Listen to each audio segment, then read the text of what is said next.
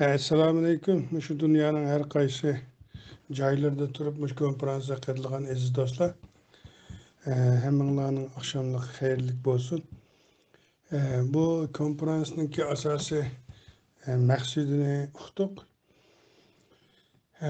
Bizning vatanimizda Xitoy tajovuzchilari besib olgandan tortib hozirga qadar irqiy qirg'inchilikni har xil bahona bilan to'xtatmay kelyotidi. Faqat oshkor bo'lgan vaqt bundan 2 yil burun Amerika'nın Tashqi ishlar ministri Michael Pompeo efendim huquqidan tushib ketish oldida buni Xitoyninki Uyg'urlarga irqiy qirg'inchilik qilib borganligi haqidagi masalani oshkorladi. Shuning bilan xalqarada bu oshkorlashga boshladi. Asli Xitoy vatanimiz Sharq Turkiston zaminimizni besib olgandan tortibla bu irqiy qirg'inchilikni har xil usul bilan elib kelgan.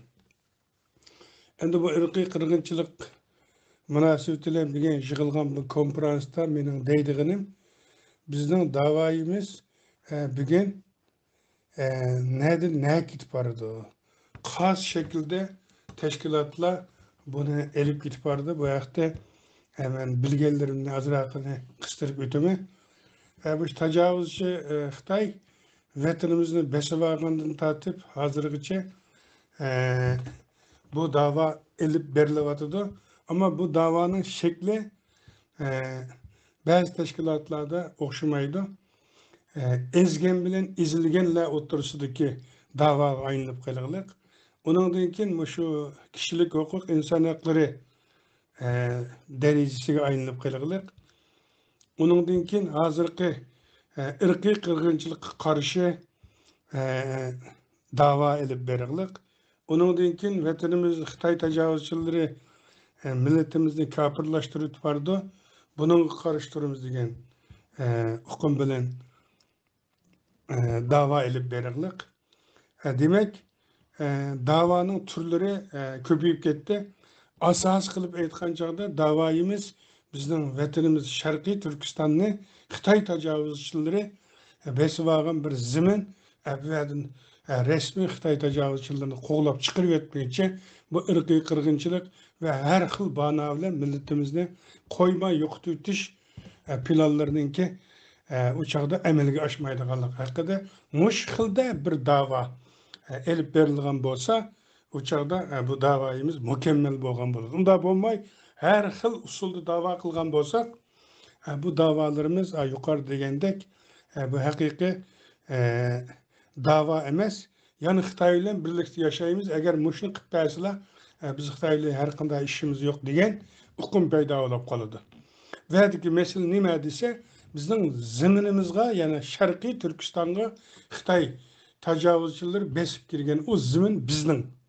O zamindan biz qo'g'lab chiqarish uchun kurash qilishimiz kerak. U chaqda anondan keyin har xil Xitoyning elib berayotgan harakatlari u chaqda uni to'xtatib qola olamiz. Bu bir mesele. Yani ikinci kılıp aytgan bir mesele nima desa, Sharq Turkiston davasida duch kelayotgan eng muhim meseleler var.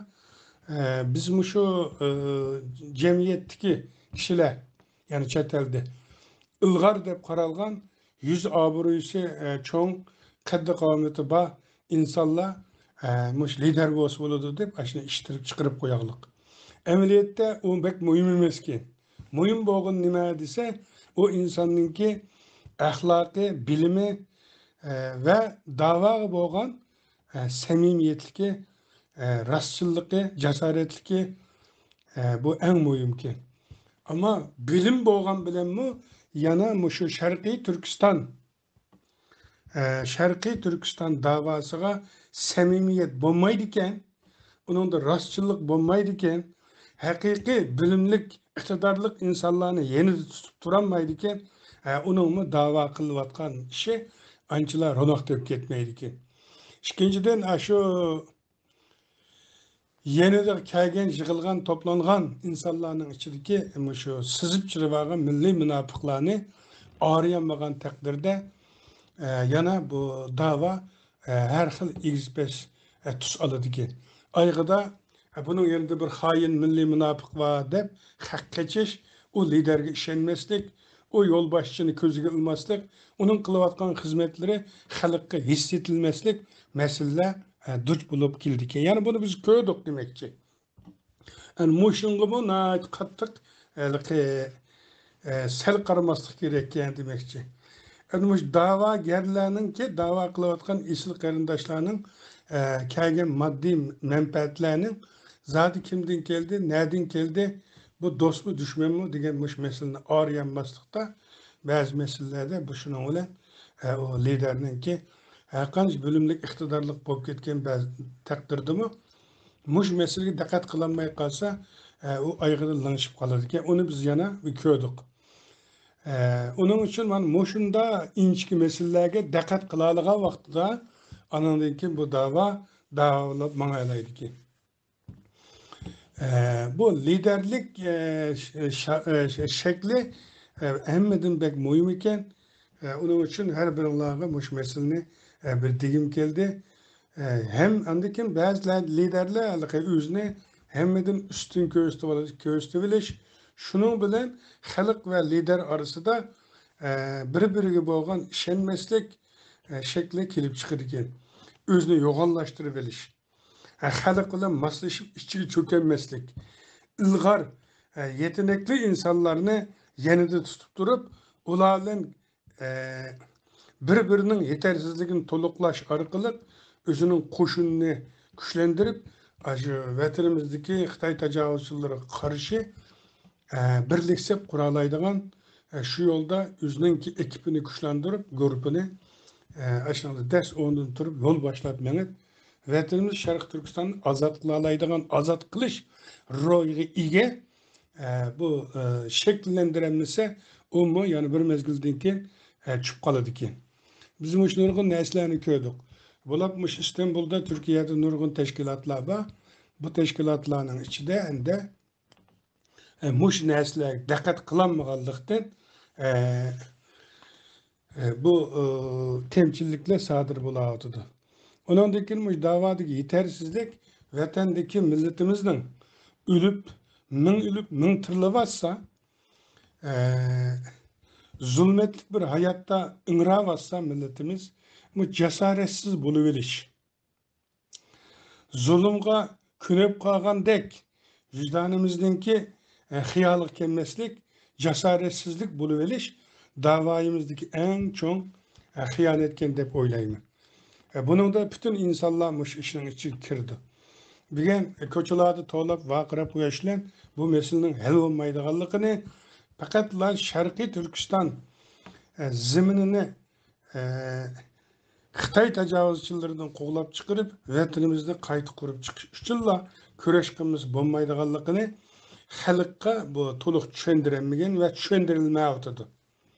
Bu haqda da'vogarlarimiz, liderlerimiz, xalqimiz ve o'tirib teşvikatçılarımız jim turvelish, mas'uliyatsiz bo'luverish ham çaresiz ahvolda ko'rinaverish cesaretini yo'qotib qo'yganlik, yüreksiz ekanligini ko'rsataylik.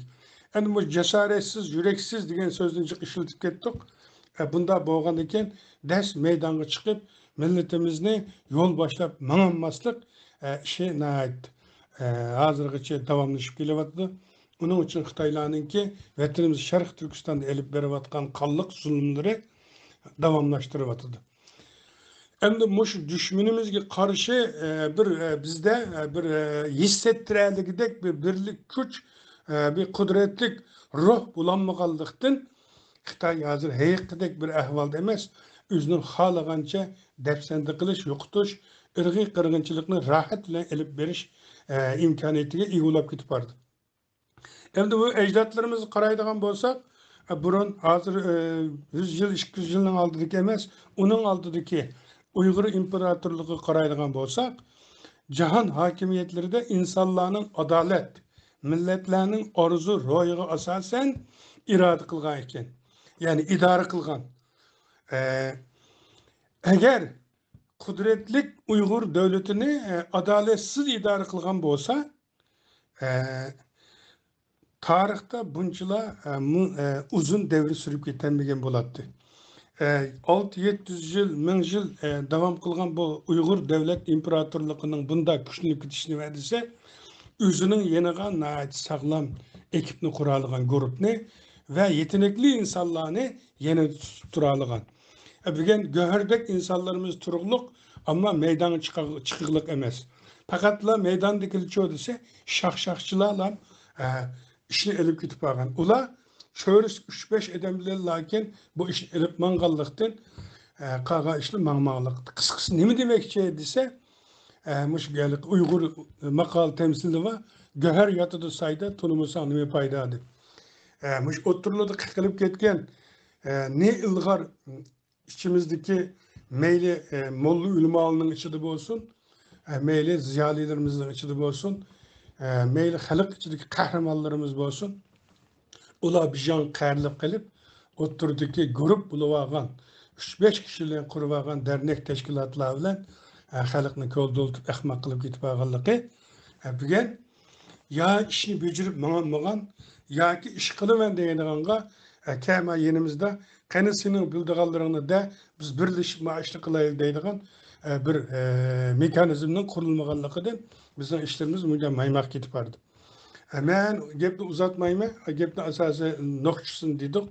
Bunun ki şu birleştiriş degen şu sürgündük hükümetini başta bir örnek kılış arkalı nurgun teşkilatlarını birleştirdiğin muşakta bir küçük kalsak müşahede hazır bir gen yığılganlarımız o çağda biz nurgun neslen hele kılalayımız dep bilimi. Bu da rahmet hemen rahmet eytimem.